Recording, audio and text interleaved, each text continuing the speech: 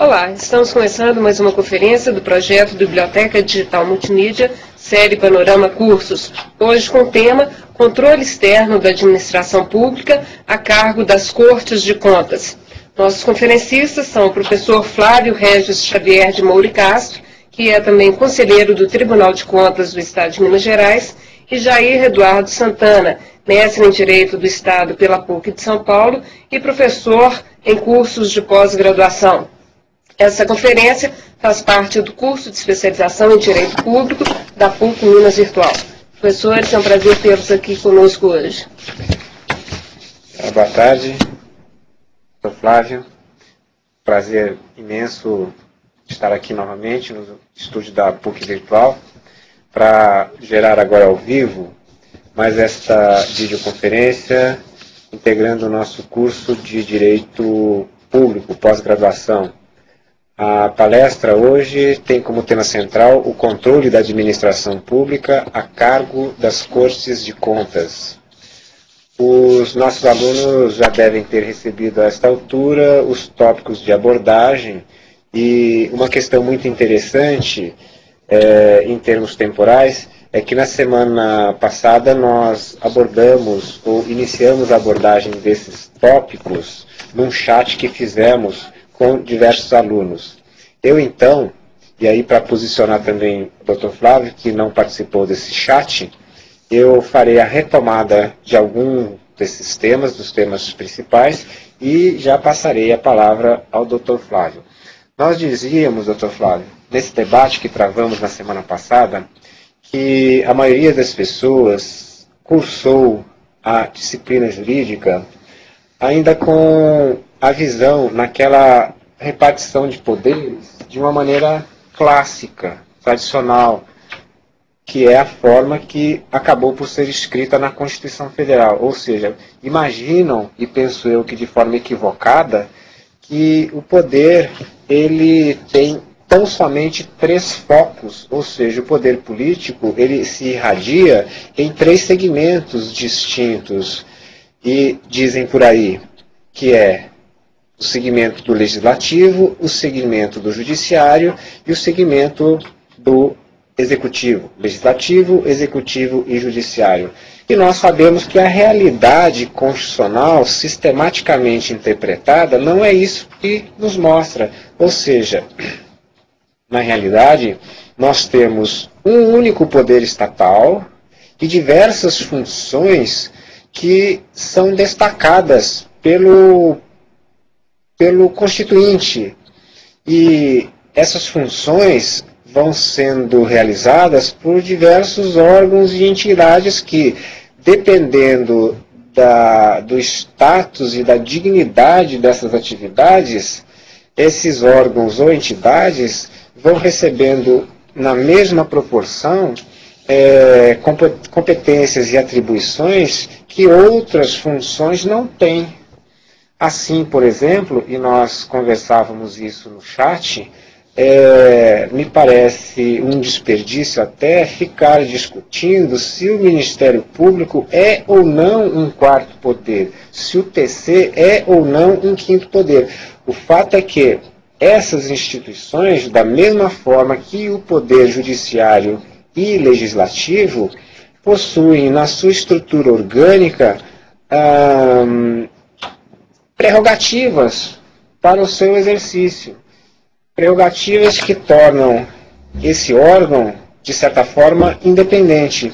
E só mesmo uma compreensão bem abrangente, sistemática e global de toda essa dinâmica do poder político é que nos permite a todos compreender o verdadeiro, vamos dizer assim, local de dignidade que esses órgãos e entidades possuem na Constituição Federal. Então, o primeiro tópico era exatamente esse. Reclamamos hoje, por uma visão mais atualizada, talvez, do chamado poder estatal. Creio que a partir daí, a partir dessa visão mais atual, dessa visão mais descompromissada com aquelas premissas clássicas de Aristóteles, a Montesquieu e outros que vêm repetindo essa mesma teoria ao longo dos milênios. Somente a partir daí é que nós podemos, então, fazer uma leitura do texto constitucional e compreender realmente o que se passa em termos de cortes de contas no Brasil. Com essas observações, então, doutor Flávio, é que lhe transmito a palavra para que prossiga nessa nossa atividade de hoje, para nos brindar com os ensinamentos que bem sei irá nos deixar. Bom, inicialmente, meu boa tarde.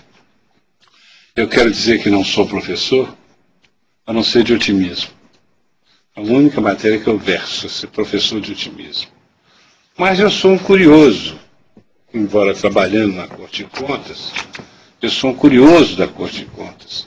Eu procuro me imiscuir dentro do cenário do Tribunal de Contas. E o que vem a ser, eu até acho muito interessante a colocação do professor Jair Leonardo, do Jair Santana, que diz que esse discurso antigo e surrado, que vem de Aristóteles, se chega a Montesquieu, passando por Locke, que Locke é que engendra a tripartição dos poderes, Montesquieu se auriu dele, essa colocação hoje não é mais suportável mediante as cartas constitucionais. Vocês vejam que afora o Legislativo, Executivo, o Judiciário, existem outros órgãos, outros entes constitucionais de destaque, como é o caso do Ministério Público, o caso do Tribunal de Contas, que por si só não chegam a ser poder, como detalhadamente não é assim definido, mas que representam uma atividade consagrada, uma atividade de quase poder. Por quê? Porque, vamos aí por parte, o que é uma Corte de Contas? A Corte de Contas é um órgão natural de controle externo. Vocês sabem que existe o controle externo e o controle interno. O controle interno, ele é feito pelo próprio órgão. Ele é um grande animador do controle externo, porque é lá que você vai beber a primeira água do que está sendo realizado em termos de fiscalização, nos termos de gasto público, nos termos de receita pública, porque o Tribunal de Contas não fica só com... Antigamente, até a Constituição de 46, ele só tratava da despesa pública.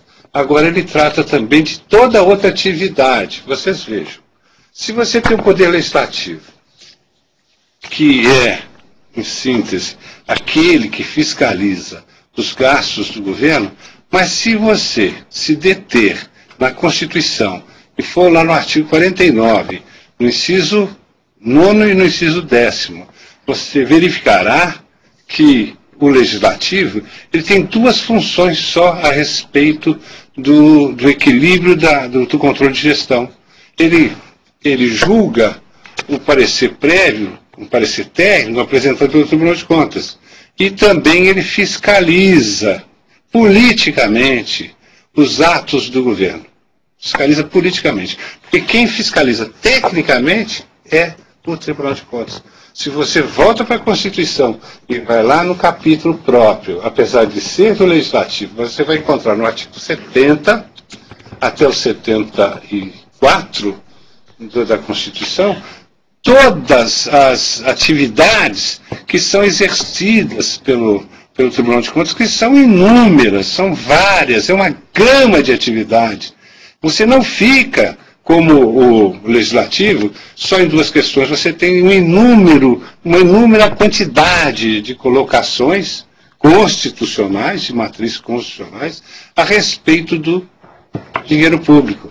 Vocês sabem que esse controle externo exercido pelo Tribunal de Contas, ele exerce com supremacia sobre todos os outros órgãos públicos. Tanto que as suas decisões, as decisões dos Tribunais de Contas, estão para a sua jurisdição, ela é única, ela é indivisível, ela é inafastável, como a justiça está para o judiciário. Se o judiciário é uno, também as contas também são una, a jurisdição una, tanto um como o outro. Vivem no mesmo patamar. Tanto isso é verdade que os conselheiros de tribunais de contas são equiparados a desembargadores de Estado. A própria Constituição reza isso. Todos os conselheiros são equiparados a desembargadores de Estado. Veja a relevância de um conselheiro. Ele tem aquele mesmo grau de um desembargador de Estado. E fazem muita confusão, vamos dizer assim, o que o Tribunal de Contas faz, o que deixa de fazer. Olha, o Tribunal de Contas, ele nasceu no Brasil, na época até Brasil Colônia, quando as capitanias, as juntas de capitanias, salvo engano, 1680, veio para o Brasil diretamente ligado a Portugal. Depois ele teve vamos dizer assim, uma seletividade maior, já na época de 1822, com a proclamação da República. Aliás, antes ele teve, através daquele Felipe Caldeira Brant, o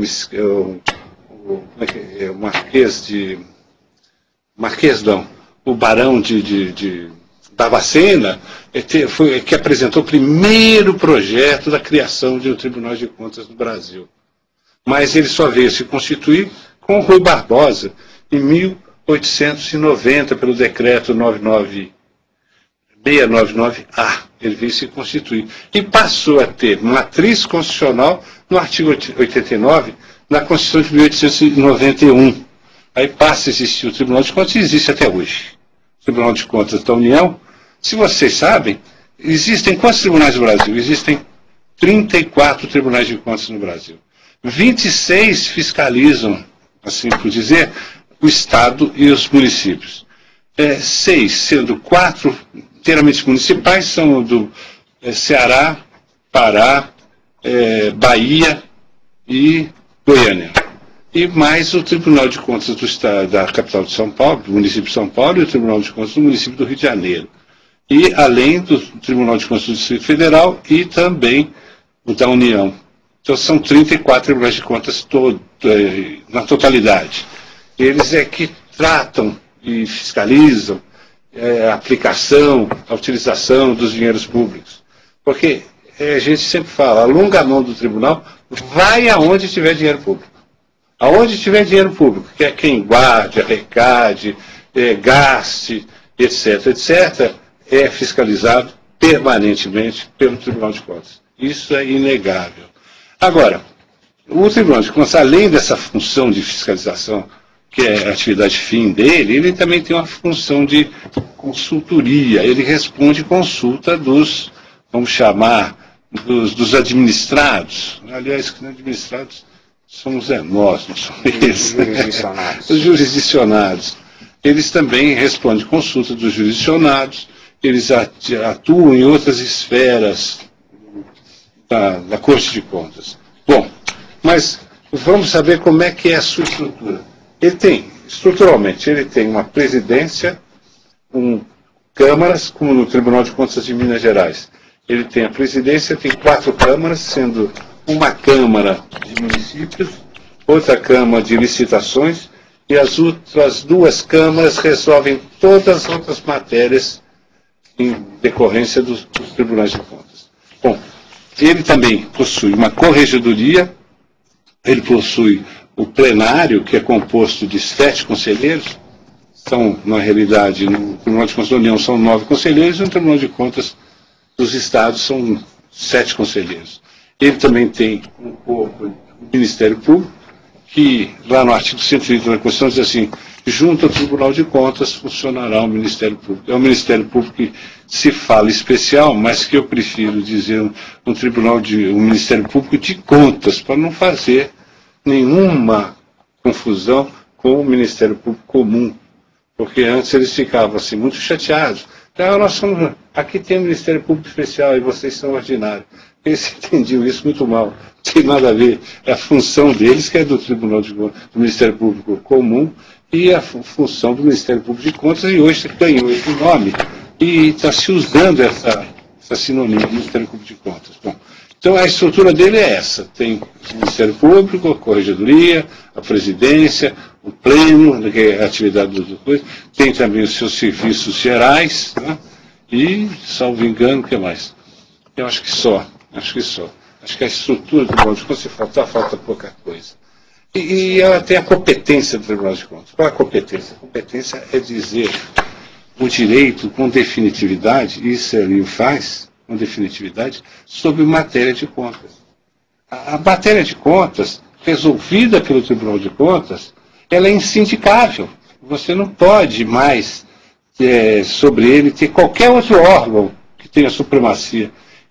Só ele é bastante e resolve o problema de contas. A justiça não tem, vamos dizer assim, a grosso modo, não tem nada a ver com as decisões dos tribunais de contas. Ela pode só examinar se houve o processo legal e se o direito de defesa foi respeitado. É a única coisa que a justiça pode julgar no processo do Tribunal de Contas. Quando o Tribunal de Contas termina e dá a sua decisão, coloca a sua decisão final, isso aí é insindicável. Você não pode mais mexer naquilo que está colocado. Então vejam, senhores, que é de muita relevância a Corte de Contas. Não é isso que eles pensam aí, que uma Corte de Contas é um faz de contas. Não tem nada a ver. Isso é brincadeira do povo que não conhece o sistema Tribunais de Contas. O Tribunal de Contas tem todos aqueles princípios que envolvem o direito. A visão de Tribunal de Contas é uma visão muito mais jurídica do que de contas. Você realmente não faz contas, você tem uma visão jurídica de Tribunal de Contas. Como é que as decisões são feitas, são acertadas, como é que se conclui em matéria de contas.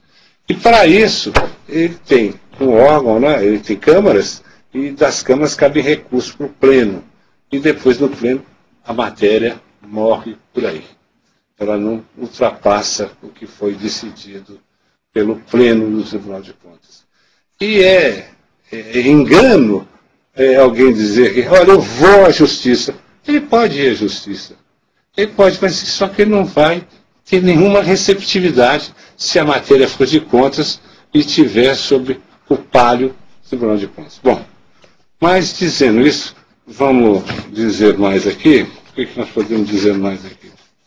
Porque há um engano muito grande dizer assim, o legislativo, ele que realmente detém o poder de fiscalizar o executivo e outros demais órgãos. Não é verdade. O legislativo, ele só emite uma decisão depois que recebe o parecer prévio, que é um parecer técnico, feito pelo Tribunal de Contas. O Tribunal de Contas apresenta das contas do governador. O legislativo só trata das contas do governador. As demais atividades de fiscalização, elas são todas voltadas para o Tribunal de Contas, e o legislativo não tem nada a ver com essa matéria. Ele sobe, ele some, ele não tem esse poder que a gente acha que tem. Quem realmente detém esse poder de fiscalização é a Corte de Contas. Isso aí é tranquilo. Isso ocorre não é só no Brasil, não. Isso ocorre no mundo inteiro. Tem um órgão que chama Intosai, que reúne e agrupa todos os tribunais, todos os órgãos de controle externo do mundo inteiro, que são da ordem de 200 e pouco. Todo mundo tem um órgão de controle externo. Isso é inegável. E esse órgão tem que ser autônomo, tem que ser independente. Se ele não for assim, primeiro, ele não faz nem parte desse instituto do Intosai. Ele não faz parte disso. Ele tem que ter plena autonomia. Como é que você pode julgar contas se você não tiver isenção absoluta, autonomia absoluta? Você não vai poder. Como eu falei assim, não, porque o Tribunal de Contas é um órgão subordinado, é órgão auxiliar da Assembleia. Não é. Ele presta auxílio, mas não tem nada. Ele é inteiramente independente. Ele não, na realidade, ele ultrapassa muito, ele fiscaliza. Olha que interessante. Ele fiscaliza o próprio legislativo. Não só o legislativo, como o judiciário, como todos os outros demais poderes. Ele fiscaliza todos esses órgãos. Então, vejam que a força que tem o Tribunal de Contas. E por sinal disso, é até bom que se diga, na Itália, o Tribunal de Contas, a Corte dei Conti da Itália, ela ainda tem uma outra missão constitucional. Ela toda a lei econômica que vai entrar em vigor passa sob o crivo do Tribunal de Contas. Se a Corte de Contas italiana não aprovar aquela lei, ela não vige. Ela passa a não ter vigência. Ela é letra morta. Veja como é importante na Itália o Tribunal de Contas. Porque os regimes são vários, né? São vários regimes. O nosso regime aqui, ele é muito preso ao regime francês e ao regime belga. Ele se centra mais no regime francês, no regime belga, mas ele, na realidade, ele é autóctone. Ele é nosso mesmo. Nós aqui fizemos uma Corte de Contas que hoje damos assim lição para esse mundo todo. Eu me lembro que na Alemanha, os juízes das Cortes de Contas lá, mas vocês têm o poder de punir. Mas nós não temos poder de punir. Isso é que era necessário para nós, ter o poder de punir. E hoje nós estamos lutando para executar os nossos próprios julgados.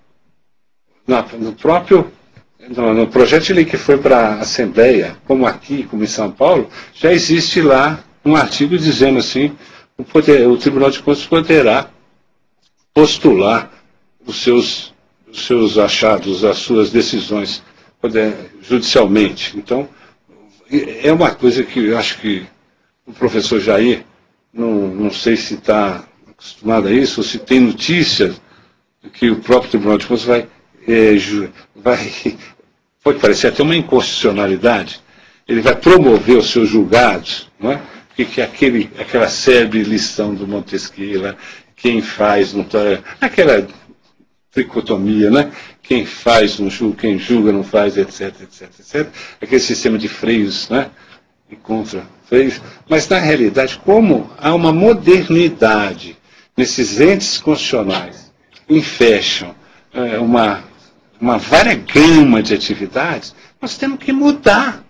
Temos que mudar esse panorama. E se nós mesmos não formos executar os nossos julgados, formos depender de outro poder, ou de outra atividade, outro órgão, nós nunca vamos chegar a lugar nenhum, porque na realidade isso não vai acontecer. É o que tem acontecido muito. Por exemplo, os promotores recebem lá os julgados dos tribunais de contas, fazem a execução, mal feita, fazem os acordos que pensam em fazer, na realidade, eles fazem qualquer tipo de acordo, e quando aquela matéria pertence ao Tribunal de Contas, não pode existir aquele tipo de acordo. Essa é a realidade. Então, a partir do momento que nós começarmos a executar os nossos julgados, eu acho que vai haver uma grita muito grande aí a respeito do Tribunal de Contas. Vai se tomar ciência desse quase-poder, que eu chamo assim de quase-poder, que existe a bem da sociedade. Porque se para um homem religioso, que ele obedece àquela máxima, dizendo assim, extra ecclesia, salus nullus, né? Fora da igreja nossa salvação, e depois com a república, eles vieram dizer assim, extra repúblicas, nullus salus, quer dizer, fora da república não tem solução. Eu digo assim, extra tribunal, nullus salus. Sem tribunal não há salvação. Na realidade não há salvação. Porque o tribunal, ele é o maior defensor da democracia. Não existe ninguém que defende mais a democracia do que o Tribunal de Contas. É o exame das contas do senhor, não é? Do dono da coisa. Ele tem que obedecer à lei, ele tem que obedecer àquela lei das contas. Isso vem lá de João 23, o João Sem Terra, e veio passando, veio criando, tal, e hoje desborda aí nos direitos humanos, etc, etc, etc. Menos no mensalão. Isso ainda o Tribunal de Contas tem que operar nesse sentido. Bom, eu acho que na realidade, eu não sei quanto tempo eu gastei. Temos tempo ainda. Temos muito tempo. Eu me resguardo aqui para responder as perguntas aí que foram formuladas. Professor, eu só gostaria de um esclarecimento. Me pareceu ter ouvido o senhor dizer que o Tribunal de Contas cuida só das contas do governador. Não, né? Não. Eu disse mais, eu disse assim, onde houver dinheiro público, a longa mão do tribunal estará lá. Ele cuida da receita, da despesa, todos. né, dentro dos seus compartimentos. A União tem um tribunal específico e o Estado tem outro, mas tem sempre a fiscalização dos tribunais de contas. Todo o dinheiro público, quer que ele arrecade, que ele gaste, que ele detenha, né, e dos bens públicos também, eles são fiscalizados pelo Tribunal de Contas. Professor Jair, se me permitir, gostaria de fazer uma outra pergunta para o professor Flávio. Claro. O senhor citou aí um episódio recente, infeliz na política brasileira, do pagamento, né, do suposto pagamento por um partido a deputados da base governista. De que forma que o Tribunal de Contas pode atuar numa situação como essa? Olha, se é que ela existiu. Vamos por partes. O Tribunal de Contas, o princípio dele, que ele não pode se afastar, é dos dinheiros públicos. Eu não sei se esse dinheiro é público ou privado. Segundo o delúbio, o delúbio diz que tem o dízimo, eu ouvi isso, tem o dízimo, não é? O dízimo que é arrecadado mensalmente. Até hoje, na coluna lá do Luiz Humberto, ele faz a seguinte pergunta: o dízimo vai a 32 milhões. Se fizer a conta, vai a muito mais que isso, da onde vem esse dinheiro? É uma colocação que ele faz. Ele, Cláudio Humberto, não tem nada a ver com isso. Se o dinheiro for público, é óbvio que o Tribunal de Contas tem que tomar conhecimento, tem que agir com todo o rigor possível nesse sentido. Mas o Tribunal de Contas age após ser... Não, o Tribunal de Contas não tem momento para agir. A grande diferença do Tribunal de Contas do Judiciário é porque o Judiciário só age tocado, o Tribunal age esponte sua. Ele pode agir antes, durante e depois. De ofício ou por provocação? De ofício ou por provocação. Não, ele, como eu digo assim, age esponte sua, é a vontade dele. Ele pode ir ou por ofício, por provocação, ou por ele mesmo. Eu tenho, inúmeras vezes, lido o jornal, e pelo jornal vejo assim, licitação do lugar, assim, só de ler a licitação, mas isso aí tem que ser fiscalizado, manda lá buscar o processo licitatório. E é obrigado a me entregar o processo licitatório, seja o examino. E tem suspendido um sem número de licitações. Tem suspendido um sem número de licitações, principalmente recentemente, então, que eu estou presidindo a Câmara de Licitações. Então você vê que o Tribunal de Contas, ele age independentemente de qualquer sinalização. Tá certo. Professor, você vai fazer mais uma colocação? Talvez a colocação que eu faça nesse instante, não em razão das questões que já vi que serão repassadas ao Dr. Flávio, mas as colocações para ajuntar um pouquinho aquilo tudo que ficou no debate dessa semana no nosso chat. Os alunos, principalmente, que participaram desse chat, talvez possam ter agora, de uma forma assim, mais compreensível, porque o assunto não foi digitado como no chat, puderam ouvir do Dr. Flávio que a questão, então, do status das Cortes de Contas é uma questão que se resumirá na competência constitucional. Né? E tudo que se discute a boca miúda, vamos dizer assim, são questões que estão abaixo da Constituição. E se assim o são, merecem então somente um outro tipo de reflexão. Um exemplo disso foi mencionado aqui há pouco.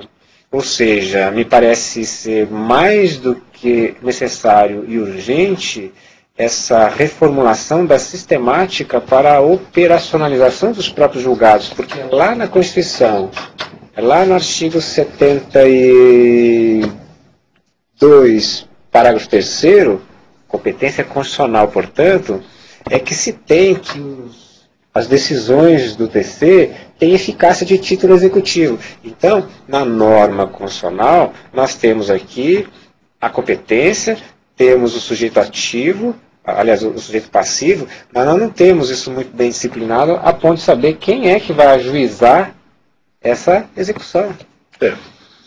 Se me permite. E onde a coisa é bagunçada, porque aí me vale da minha função de magistrado, ao lado do conselheiro, e o conselheiro sabe o que acontece no TC, e eu sei o que acontece no Poder Judiciário quando essa ação sai do TC e tem início comigo.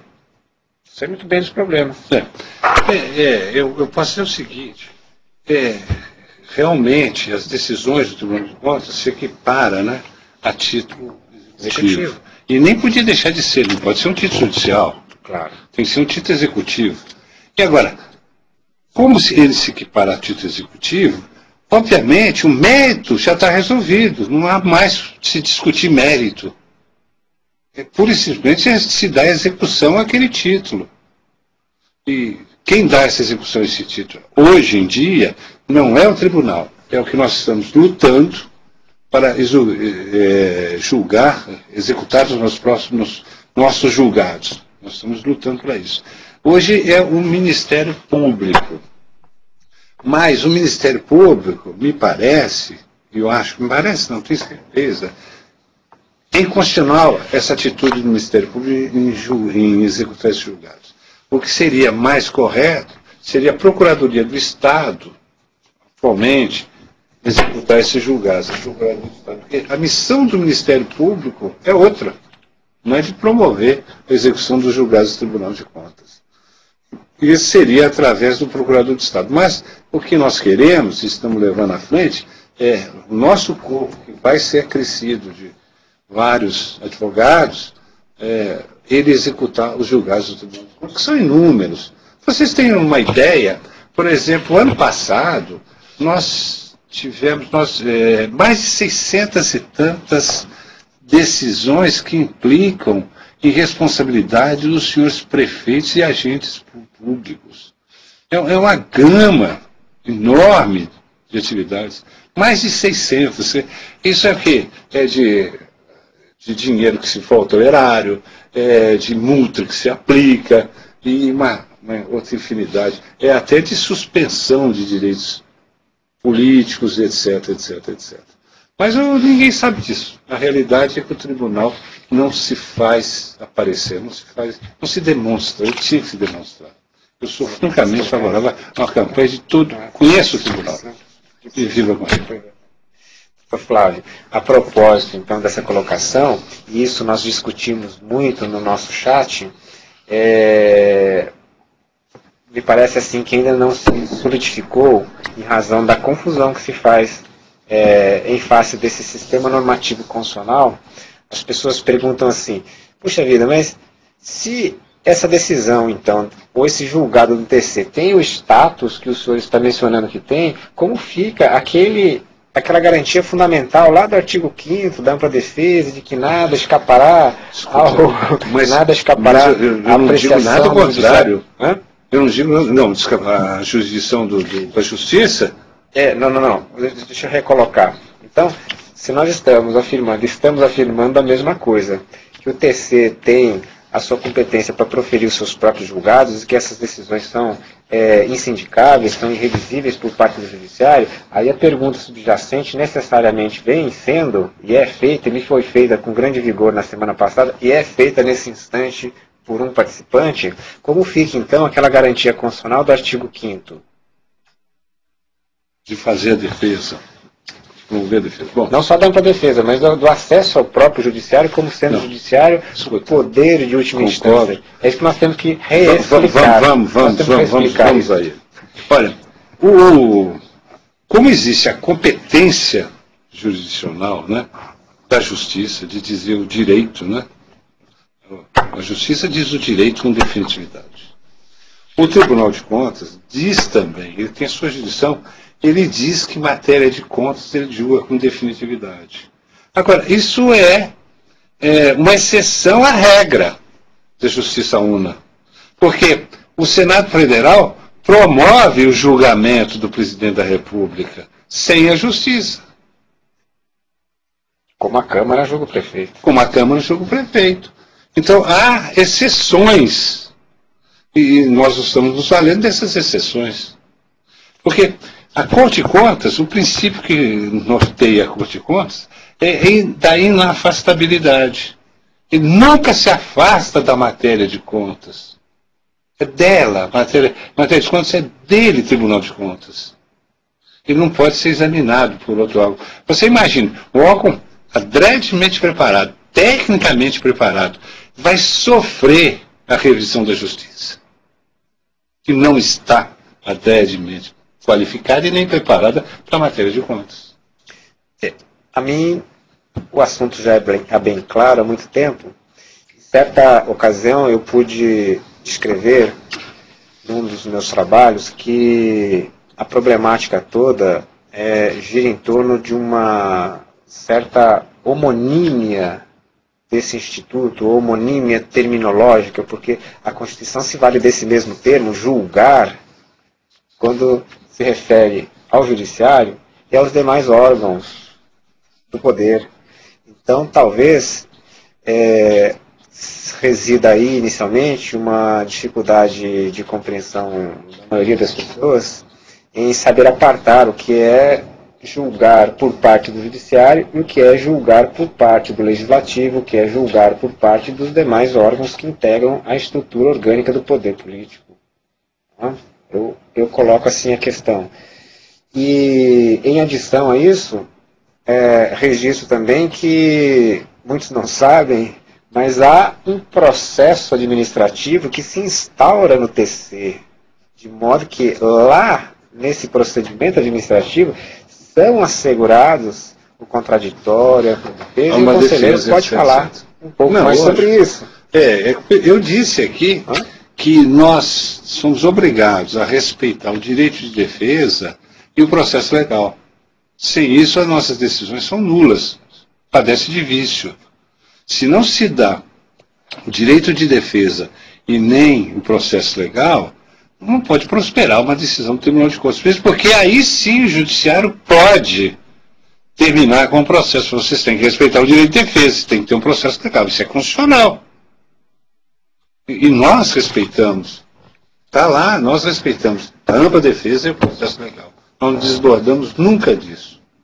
Aliás, é um outro garantidor constitucional.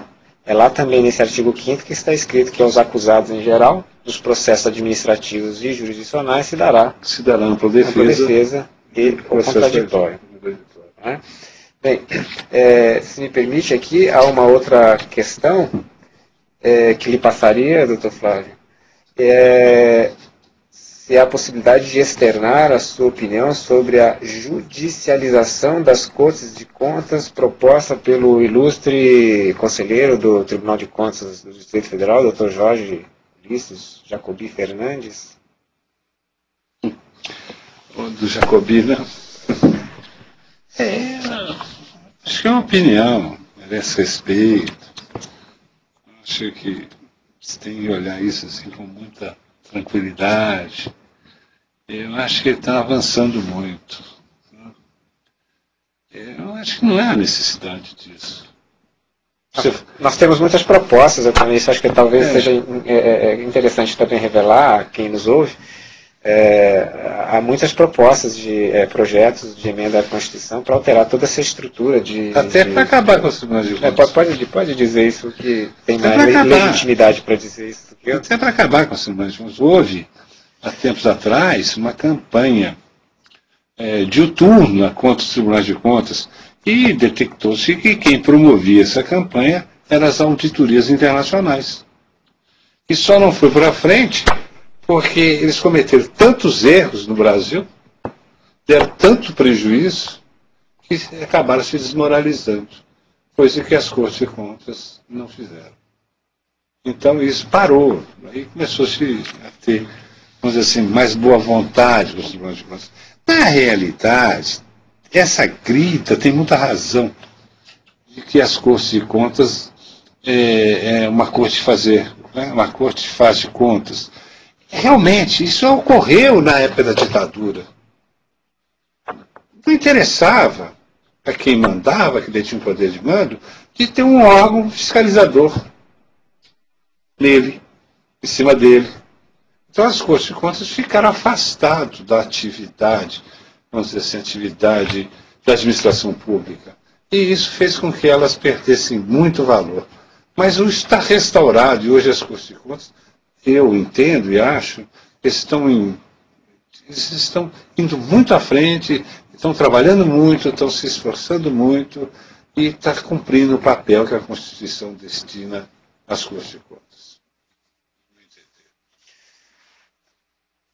Pode perguntar, senhor? Eu gostaria de fazer uma pergunta leiga, mas a lei de responsabilidade fiscal, ela é um parâmetro importante para o Tribunal de Contas? A lei de responsabilidade fiscal, eu tenho, para mim, ela é o fio aquele fio que fez Teseu escapar do labirinto. De voluntariagem. Exatamente. Ele agregou, uma lei que agregou toda a legislação esparsa que existia num diploma legal só. Acho que ela veio trazer muitos benefícios, que tem que ter algumas correções, principalmente no problema de contingenciamento de despesa, porque tem despesas que não são contingenciáveis. Vou te dar um exemplo. De um hospital, como é que você pode contingenciar uma despesa do hospital? Como é que você pode cortar a luz ou diminuir a luz da mesa de operação? Não é? Tem despesas que não são contingenciáveis.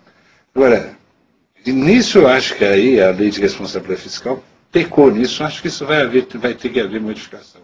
Mas, a grosso modo, ela estabelecendo um planejamento, né, dos dinheiros públicos, eu acho que ela trouxe um grande avanço a esse país, apesar de ser uma lei importada, vindo lá do Banco Mundial. Se você pegar o site dele, você encontra essa lei inteirinha lá. Inteirinha. Sem adaptação? Sem adaptação nenhuma. Está lá inteirinha lá. Traduções erradas. Exatamente. Mas ela, vamos dizer assim, ela acabou trazendo grandes avanços na administração pública. Mas o Brasil, mesmo em estados grandes, como o estado de São Paulo, a gente ainda vê alguma dificuldade na... Não, você vê em estados grandes, na execução. Você vê em toda parte. Mas eu digo um parte. estado grande, porque um estado grande tem, talvez, pessoas mais bem preparadas, né? Mais acesso à informação. Mas isso ocorre. Essa lei é de 2000, não é? A 4320, que é aquela lei de contabilidade, mas ela tem 60, 64. 64, Não, de 40 anos. 40 anos. E, eles diziam até que essa lei não ia, a expressão era essa, não ia pegar. Que a lei não pega. Ela pegou sim. Ela pegou e está sendo respeitada. Ela tem avanços, né? E também retrocessos, mas ela está indo para frente. Eu acho que ela veio em boa hora. Era necessário. E qual a avaliação do senhor sobre o papel do Tribunal de Contas na expansão, no fortalecimento dessa lei junto ao Poder Executivo? Eu e o doutor Jair podemos falar isso de cátedra, porque nós corremos todo o Brasil falando sobre lei de responsabilidade fiscal. Nós fomos a todos os tribunais, não deixamos nenhum. Nós treinamos 12 mil pessoas. E é um trabalho, Jair, acho que você não sabe, mas que o Banco Mundial agora me escreveu uma longa carta, me felicitando, sabe? Pela iniciativa. Pela iniciativa. E me convidando para fazer parte de uma equipe para levar essa lei para outros países da América Latina, do México para baixo, no qual eu aceitei, de muito bom grado, e convido você a fazer parte da minha equipe. Muito obrigado, doutor Flávio. Doutor Flávio, o Brasil tem hoje mais de 5 mil municípios. Qual a avaliação do senhor a respeito da lei? O senhor acha que em 5 anos, 10 anos, a maior parte desses municípios vão ter condições de atender o que diz a lei? Não vai ter nunca, né? Você pega alguns municípios na Amazônia, por exemplo, que nem de barco você chega lá. Mas não são muitos, não. Eu acho que, dado hoje a informatização, os tribunais estão todos se informatizando, estão quase todos informatizados. O Tribunal de Contas de Minas vai chegar um momento aí dele ter leitura ótica. E isso é um avanço enorme, né? Você vai eliminar papel, não vai ter papel. Vai vir, escaneia e já distribui a matéria, etc, vai ser tudo. Eu acho que com o avanço da ciência, o avanço desses meios modernos, né, eu acho que isso não demora 10 anos para pegar. E para tempo de lei é pequeno. Não é verdade? Professora Yara, assim, só para agregar uma informação mais específica em relação a essa atividade de controle especificamente, numa abordagem mais operacional, pessoas que se dirigiam ao Tribunal de Contas há alguns anos atrás e queriam verificar processos de prestação de contas, encontravam espalhados pelos corredores afora do TC, à época me parecia que chamava Divisão de Fiscalização de Municípios, orçamento, é o DEFON, antigo, aqui em Minas, alguma coisa municípios, assim. É o DEFON, não é? Algo assim. Então, que essa prestação de contas, tudo que se realizava vinha por papel a capital. Então imagina a conta de tudo aquilo que aconteceu no município durante todo o ano. É como se você, né, particularmente guardasse todas as suas notas fiscais, tivesse todos os seus contratos, enfim, toda a tua movimentação financeira, estivesse numa pasta, e não é uma, são várias pastas, isso ficava assim para ser analisado. Minas tem 853 municípios, então era algo meio que impossível de se fazer manualmente. Então, quando o doutor Flávio diz de evolução tecnológica, hoje a LRF permitiu a prestação de informações através de meios magnéticos, e isso facilita sobremodo, né? E tenho certeza que na Corte de Contas daqui e em muitas outras do Brasil, o serviço ficou mais ou menos facilitado. Olha, nesse aspecto. Só para você ter uma ideia, dos 853 municípios, o ano passado, só 6 não apresentaram em dia as contas. Só 6. Você vê que de 853, 6 não apresentaram. Praticamente 100%. Quase 100%. E depois nós estamos tendo um controle quadrimestral. De 4 em 4 meses, o de 4 em 4 meses, chega ao Tribunal de Contas informações dos gastos do município, de como se gastou o dinheiro público. Então isso para nós facilita muito o trabalho. Né? O Tribunal de Contas pode ter inclusive uma ação preventiva.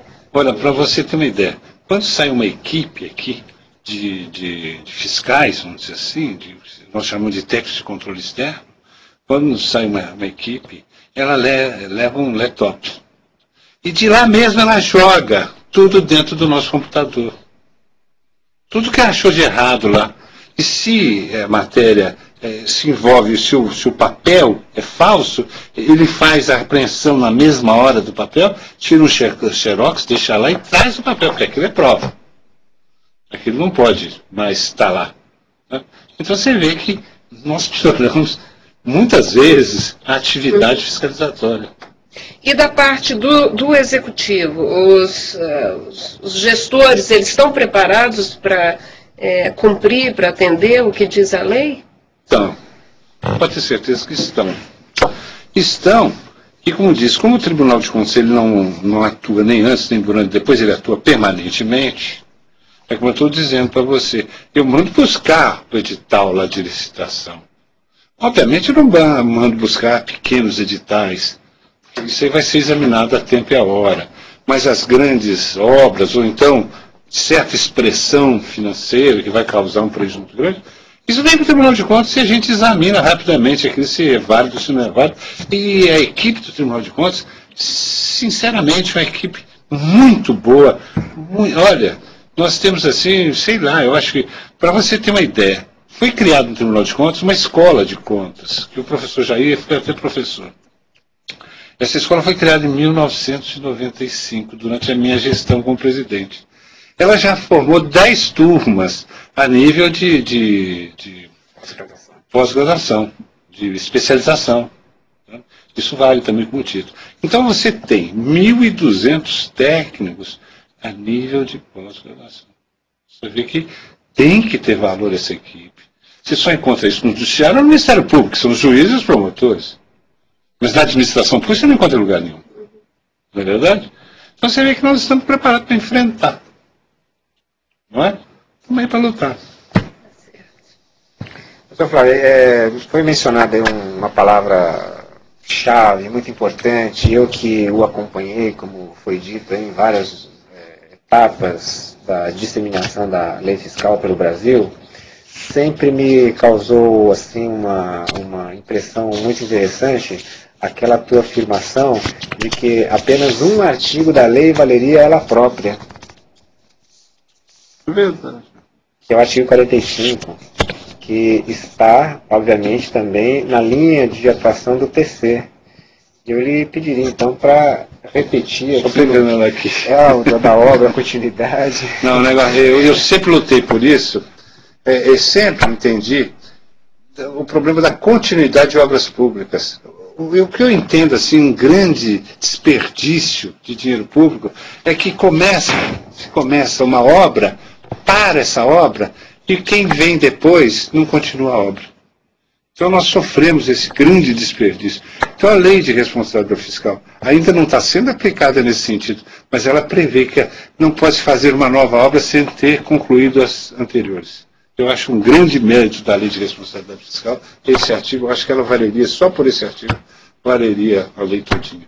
E há uma mecânica a nível de Congresso Nacional, onde a Comissão Mista de Orçamento, recebendo as informações do controle externo, ou seja, da Corte de Contas, deflagra um expediente para que eventual obra que se processa sob essa rubrica de irregularidade, essa obra ela é paralisada.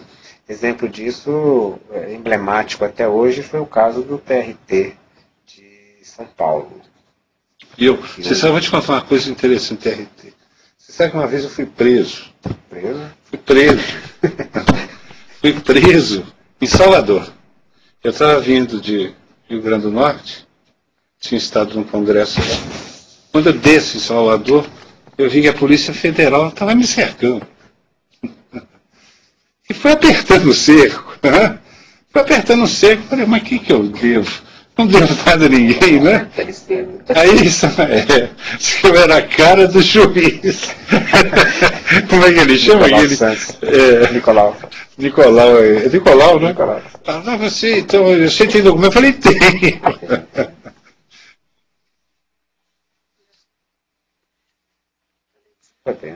Bom, a gente vai encerrar agora. Nós agradecemos a presença do Dr. Flávio Regis Xavier de Moura Castro e Dr. Jair Eduardo Santana, nessa conferência sobre controle externo da administração pública a cargo das Cortes de Contas. Professor, foi um prazer tê-lo aqui conosco. Mesmo digo. Obrigado novamente. Muito obrigado. Eu vou deixar aqui um endereço, um e-mail, caso você queira enviar alguma pergunta ou comentário para o Dr. Jair ou o Dr. Flávio, teleconferência@virtual.pucminas.br. teleconferência@virtual.pucminas.br. Teleconferência sem acento circunflexo. Muito obrigada pela sua audiência e até a próxima videoconferência.